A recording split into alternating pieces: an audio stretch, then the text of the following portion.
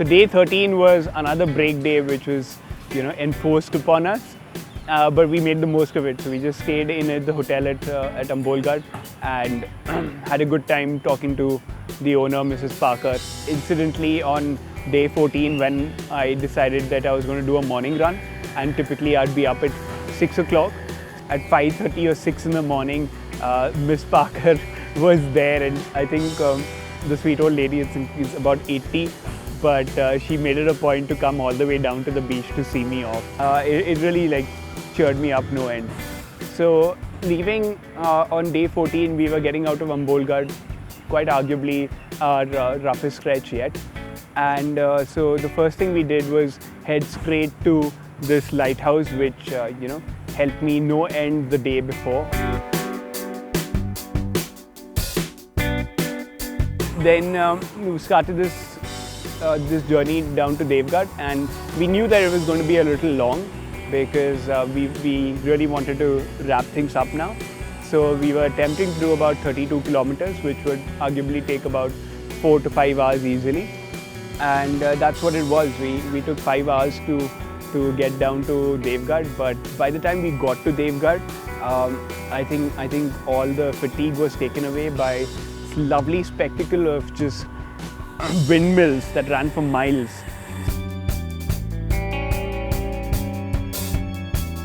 Day 15, we were attempting to do another long stretch.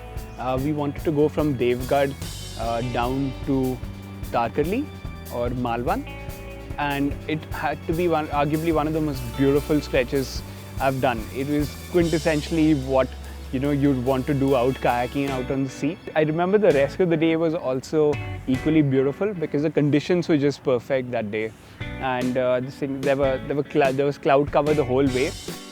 Coming into Malwan, I should have guessed that I'd have a rough conditions because the whole leg from Devgarh to Malwan, we had perfect paddling conditions, which meant that we had cloud cover the whole way. And if that was any indicator, it was basically because it was rain clouds that I'd spotted. But in the morning at Tarkarli, I remember I woke up at around 5:30 and I get out of the hut of the cottage there, and the whole floor is washed. And I was like, wow, these guys are efficient about it. And then I realized it's just been raining the whole night, which brought in a fun factor because now we had to account for the weather being rough on the water. So I go over to my parents' cottage, and they are at 5:30 in the morning checking the news channel to check on weather reports in Tarkarli, which in India I think just sounds very remote. By 8:30, since we hadn't received any reports to the contrary and most things looked clear on the water, I took the kayak out and the safety guys went to get their boat. And I remember the first hour of paddling was just exquisite, and the way that this stretch was structured was that we'd come straight down south, and then the landmass would just go east like that, and that stretch became a little crazy because the minute I turned and I changed that angle, I got a massive headwind, and the headwind is basically wind just coming straight at you. And typically in Bombay, I'd train for a headwind and I'd just be battling the wind for about 20-30 minutes. But this wind lasted me about 4 hours. So there was this constant breeze that just came slapping against me for about 4 hours during that leg.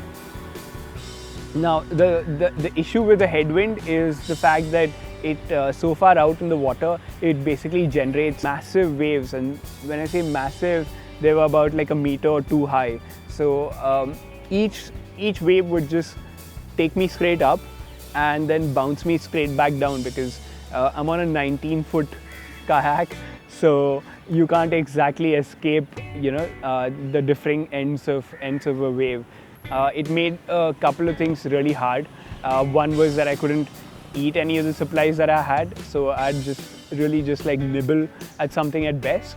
And even drinking water had to be done in the most severe circumstances. Eventually the safety boat came up to me and Shanjali is like, listen, I've plotted this out on Google Maps and I think we're just about 5 kilometers away from our destination.